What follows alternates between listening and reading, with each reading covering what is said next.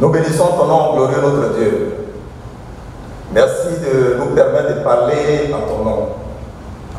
Tu as choisi ce jour pour que nous puissions venir nous approcher davantage de toi pour mieux comprendre tes desseins. À vous tous, qui nous regardez à travers Dieu, qui nous regardez à travers les voies radiophoniques.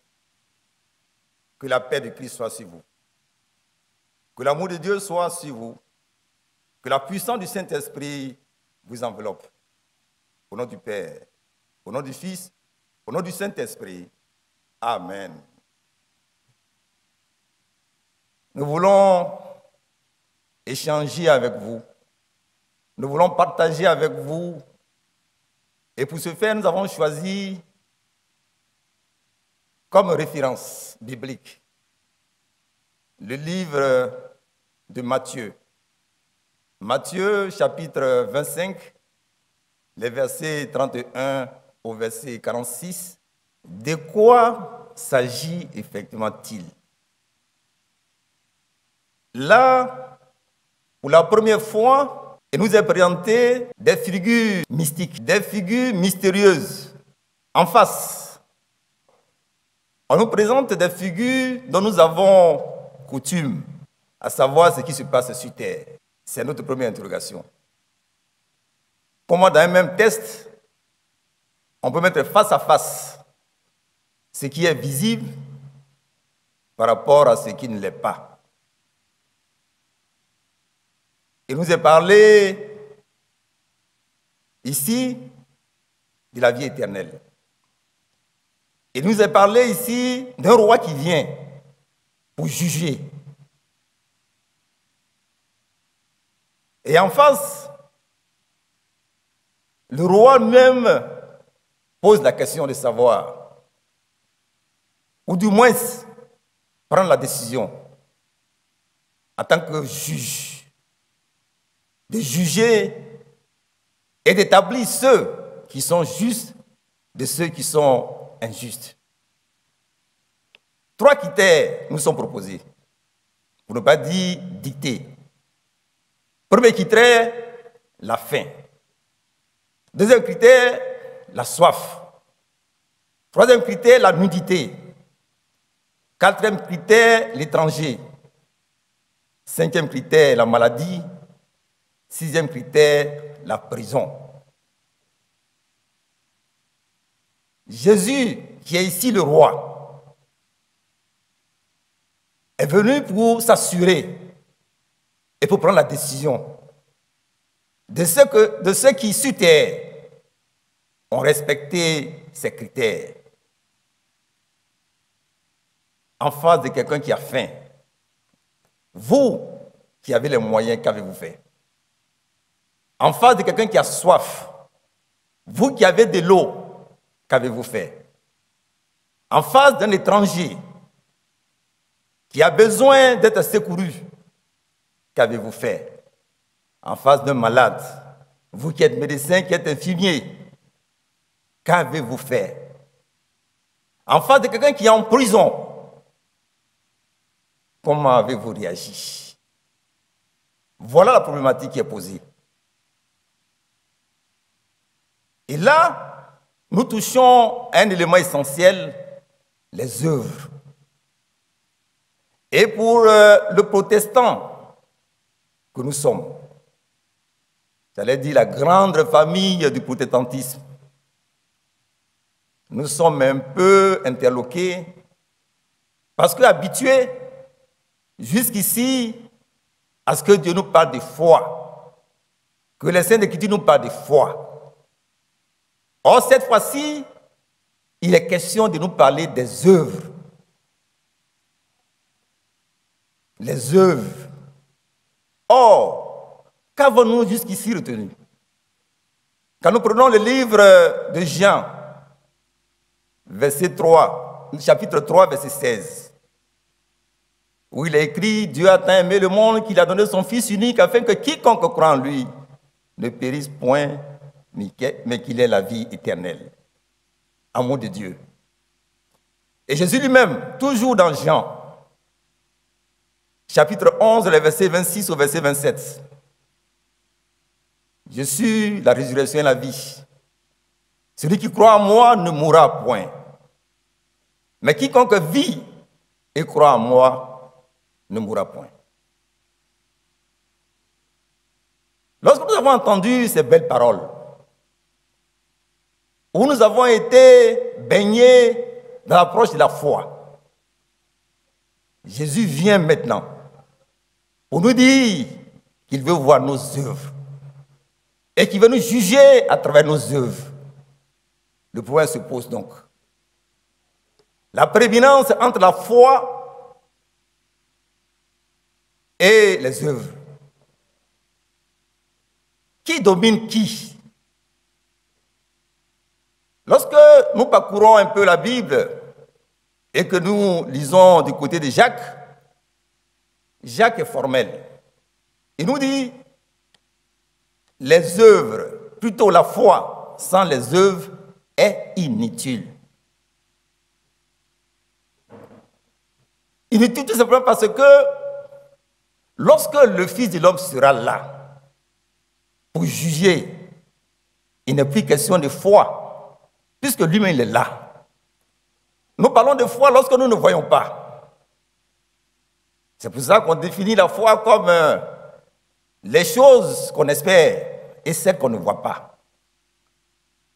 On espère tant que Jésus lui-même n'est pas là. Mais là, il est là. Donc la foi prend du recul. Et c'est les œuvres qui prennent le dessus. Et c'est donc par rapport aux œuvres que Jésus va juger. C'est comme ça qu'au verset 40 de la lecture faite, il dit ceci: toutes les fois que vous avez fait ces choses à l'un de ces plus petits de mes frères, c'est à moi que vous les avez faites.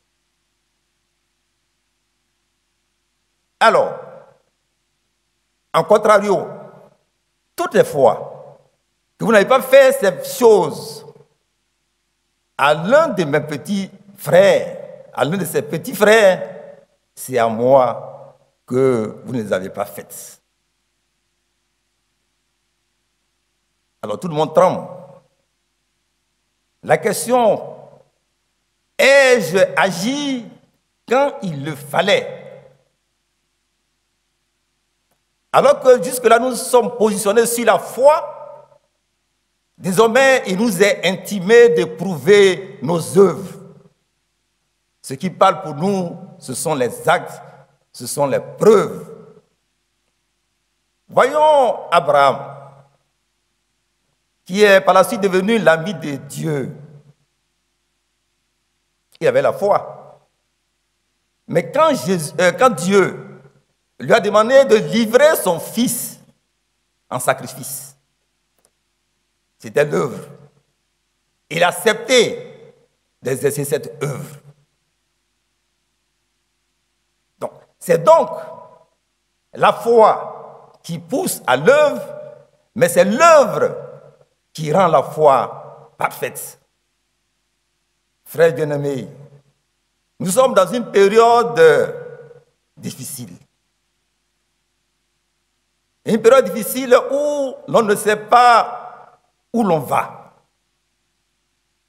Depuis quelque temps, on nous parle d'une maladie mystérieuse, Covid-19,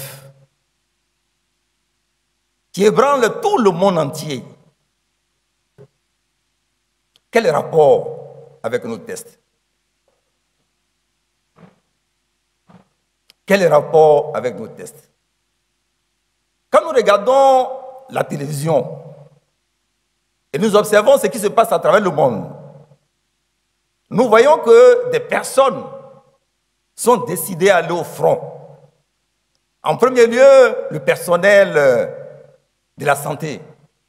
Nous voulons parler des infirmiers, des infirmières, des aides-soignantes, des médecins. Certains même qui sont à la retraite ont décidé de venir en aide au chevet de ces malades pour les soigner avec les soins à leur disposition. Voilà ce que Jésus attend quand il reviendra pour juger.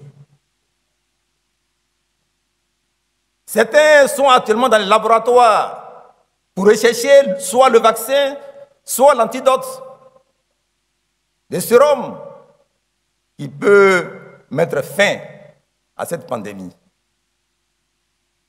Mais mes frères, mes sœurs, nous qui sommes actuellement en Côte d'Ivoire, où je vous parle, quelle est notre approche? Quel est notre engagement devant Dieu? Je rappelle que les épidémies, les pandémies ont toujours existé de tout temps. Depuis que Adam a quitté le jardin d'Éden, la souffrance est invitée dans la vie de l'homme. Justement, la souffrance est invitée dans la vie de l'homme pour qu'à travers la réaction de l'homme, Dieu juge l'homme. C'est même pour cela que Jésus lui-même est venu souffrir, s'humilier pour sauver l'homme, pour donner à l'homme la joie. Et donc, quand nous agissons pour lutter contre une maladie, lutter contre la faim, la soif de l'autre, nous agissons exactement comme le maître le veut. Frères bien-aimés, le moment est venu pour que chacun réagisse comme il peut. Des choses simples. Lorsqu'on demande aux uns en toussant de ne pas tousser à la figure des autres, mais de tousser en faisant la coude, c'est non seulement se protéger, mais protéger l'autre. Donc protéger l'humanité. C'est ce que Dieu attend de nous, c'est ce que le Christ attend de nous. Aimez-vous les uns les autres comme je vous ai aimé. Quand on aime, on crée les situations, on s'attache à ce qui peut aider l'autre. Quand on demande aux gens de ne pas se déplacer, on aime bien se déplacer. Parce qu'en se déplaçant, nous contaminons l'autre. Et nous sommes en l'homme maudit. Ce n'est pas moi qui le dis, c'est le Christ même qui le dit. Il dit, maudit êtes-vous. Vous qui n'avez pas écouté, vous qui n'avez pas adopté la bonne position. Frères bien-aimés, les temps sont durs, les temps sont graves, mais nous savons qu'avec Jésus, nous avons la victoire. Mais cette victoire, il faut que nous soyons à l'épreuve. C'est une épreuve. Le Covid-19. Et chacun doit s'y atteler. Chacun doit faire en sorte que de la position qu'il occupe, il puisse contribuer à aider l'humanité. Il y a un avantage. Voyez-vous, le Covid-19 ne fait pas de distinction entre la couleur des peaux.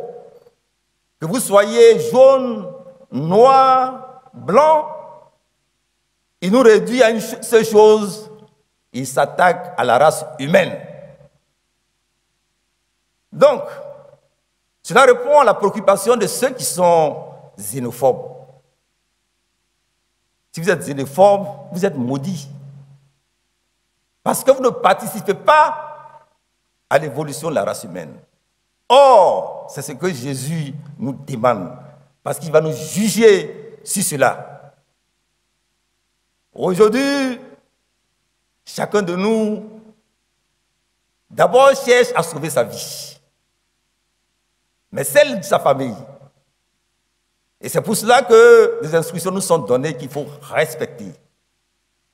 Ici, comme partout ailleurs, afin que, au dernier jour, ces œuvres puissent être comptabilisées. Oui, Jésus revient bientôt. Et il mettra à sa droite ceux qui auront prouvé par les œuvres, soutenus par la foi, ceux-là, il les prendra avec lui. Mais ceux qui resteront avec le démon, les actes du démon, ceux-là seront jetés dans la géhenne, ce que nous appelons l'enfer. Frères bien-aimés, il est bien que dans cette période difficile, chacun sache que le monde ne s'arrête pas, le monde continue, mais Dieu veille et tous nos actes sont comptabilisés. Et demain, nous serons jugés là-dessus. Que Dieu lui-même nous vienne au secours. Que Dieu lui-même nous aide. Que Dieu lui-même nous convainque d'agir pour l'humanité. Parce que c'est là que les œuvres sont comptabilisées pour que demain, nous puissions être dans la félicité avec lui, vivre la vie éternelle derrière laquelle nous courons. Que Dieu vous bénisse. Au nom du Père, au nom du Fils, au nom du Saint-Esprit. Amen.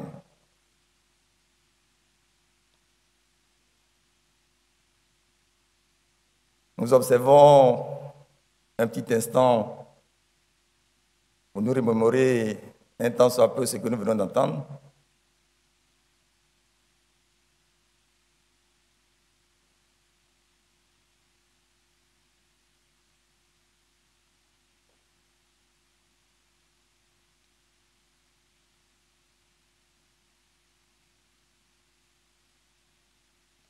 Avant de passer à la prière d'intercession.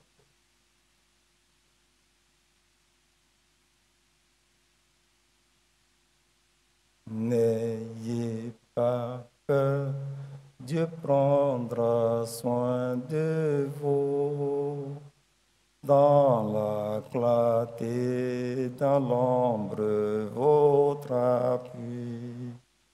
Tendrement garde en veillant sur le sien et ne vous abandonnera pas seul.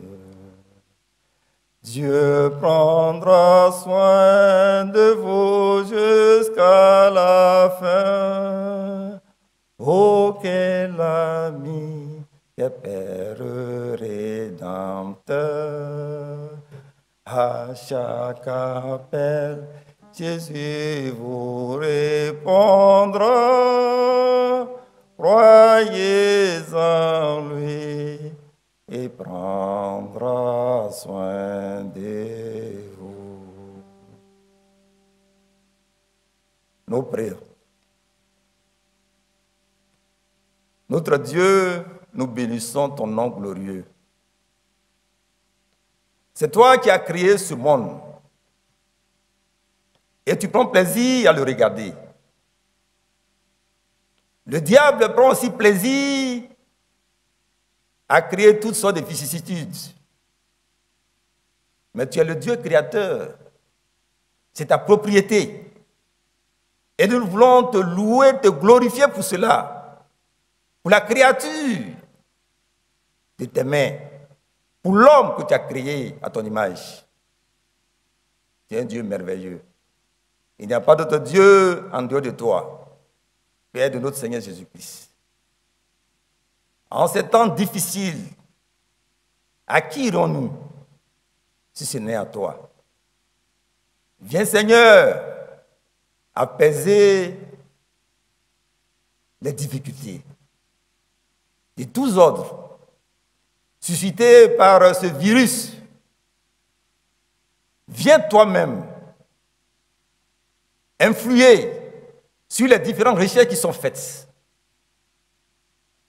Fais en sorte de montrer le bon chemin et l'attitude adoptée pour que, Seigneur, le remède soit trouvé et que ce virus soit abattu. Qu'il en soit ainsi pour ta seule gloire. Au nom de Jésus.